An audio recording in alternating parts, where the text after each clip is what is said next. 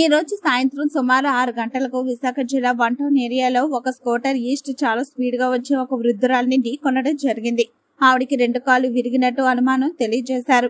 వీరు 1 టౌన్ ఏరియాలో ఉన్న శ్రీ కనక మహాలక్ష్మి అమ్మవారి దర్శనానికి గాజోక నుంచి వచ్చినట్టు చెబుతున్నారు.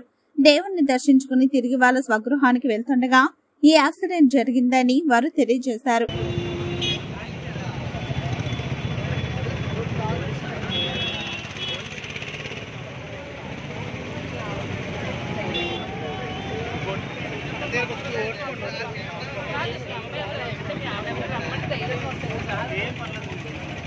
ఏం జరిగిందమ్మా?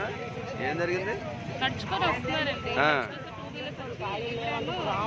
నడుచుకొని వస్తుంటే గుద్దు వెళ్ళిపోయాడట.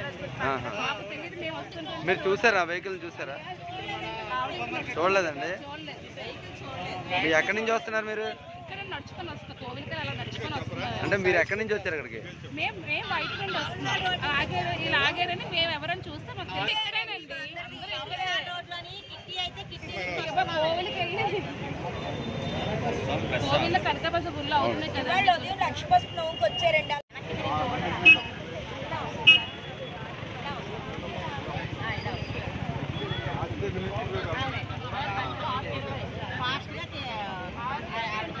పడిపోయినా ఆయన పట్టించుకోకుండా వెళ్ళిపోయారు.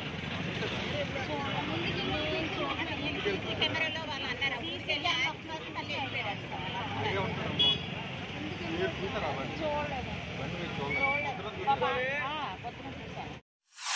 తెలుగు రాష్ట్రాల్లో సరికొత్త వరవడితో ప్రతి క్షణం ప్రజాపక్షం నిలిచేందుకు